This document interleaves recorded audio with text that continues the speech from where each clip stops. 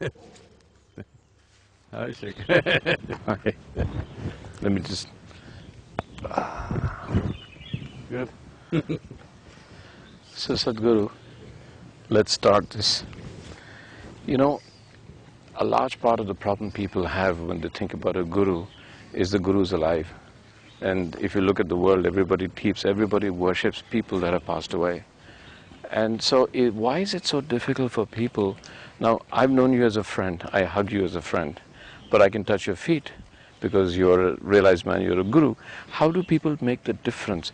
Because how do they then say, well, he's a man after all, and why is he claiming to be a realized man?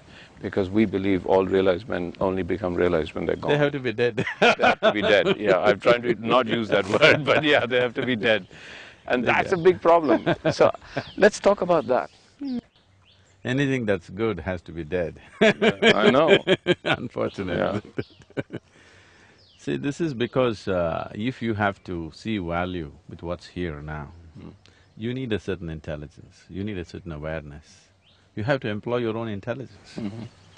Now, somebody was here 1,000 years ago or 2,000 years ago, to say that he was great and worship him is very easy because a million people are saying so. Everybody is fascinated by the past because generations of people have said so. So you don't have to employ your intelligence or awareness to know what is the truth. So even when a Krishna was alive, how many people really recognized him? Duryodhana clearly said that he's a rogue. You know what Duryodhana said in his own words? He said, this guy can play with a child, fight with a man, make love to a woman, he can gossip with old women. And this is no god, this is a rogue. So that's how they would have seen it. Now, thousands of years later, it's very easy. Because everybody is saying Krishna is God, you also join up the gang and say it. You're just joining a gang, you're not seeing anything about Krishna as such. So similarly, everybody else.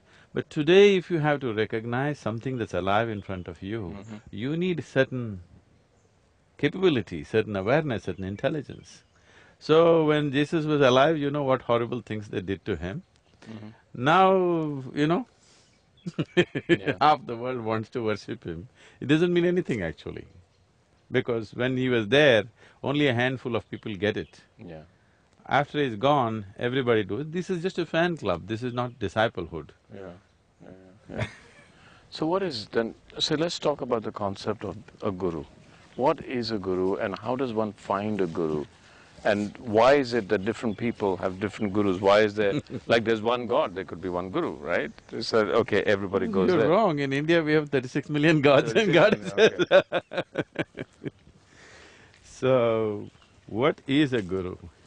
The word guru literally means… gu means darkness, Yeah, ru means dispeller. yeah, One who dispels your darkness is a guru. yeah.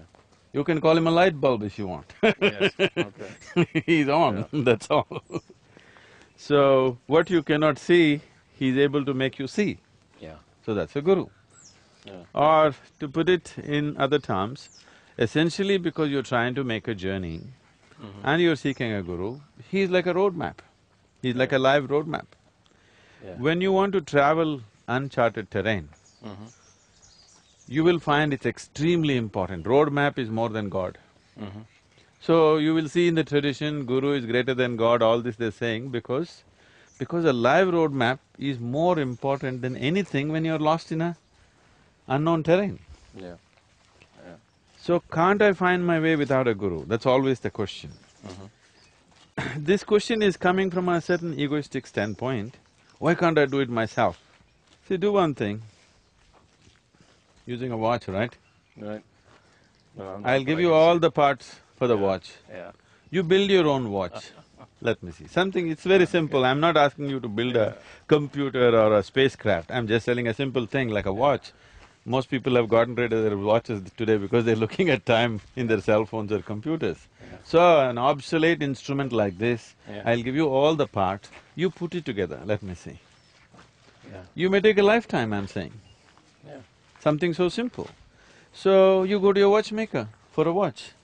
So, what's your problem? going to a guru for something that you do not know. Yeah, but there is something different here.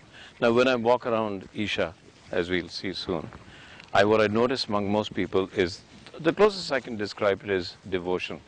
Some people would call it worship. Now, when you find a guru, it's not an intellectual, I mean, it's not, making a watch could be an intellectual exercise. Yet, finding yourself or finding something divine or living in the divine, what is this concept of difference? Where do you come in with devotion and worship? Can your guru help you without a sense of divinity that you find in the guru? So I've used three words: worship, devotion, and non-intellectual. Yes. So, yes, I don't know how to make a watch, but I could transcend my present limitations and go into other dimensions. Why do I need to seek that kind of support, a subjective support? Yeah. Because a watch is something else. Yeah. The guru is dealing with you, Yes. okay? Because you are the subject here, not another object. So, the devotion that you see around, you must understand one thing, at no point are we teaching devotion, are we encouraging devotion. But why do people seem to be so, overwhelmed by the whole thing is, see, suppose you were in a desert and let's say you're really thirsty, so thirsty that you thought you will die. And if somebody gave you a glass of water, would it be not natural for you to bow down to him? Yeah. You don't have thoughts, oh, this is God, this is that, that is if you are trained that way. Otherwise, simply as a human being, just out of gratitude, wouldn't you be overwhelmed and bow down to him? Yeah. So what you see here is just that. Nobody has taught them that they should bow down, nobody has taught them they should be this way or that way, that is not at all encouraged. But because of what they have received, the overwhelming nature of what they have received, when that sense of overwhelming experience is happening within a human being, to bow down is a very, very natural thing. Yeah. So, why is it, I want to ask you this question, why is it the moment somebody begins to think that he's an intellectual, he's against devotion? I'm asking you, you're a filmmaker, could you make a good film without being devoted to it? No. There's no passion, there's no devotion, there's no film. Then nothing beautiful happens in your life. No. So now the devotion is not exactly towards me as a person, Yeah. but the devotion is towards me as a possibility in their life, not me as a person. So nobody creates anything truly worthwhile without being absolutely devoted to it. It cannot happen.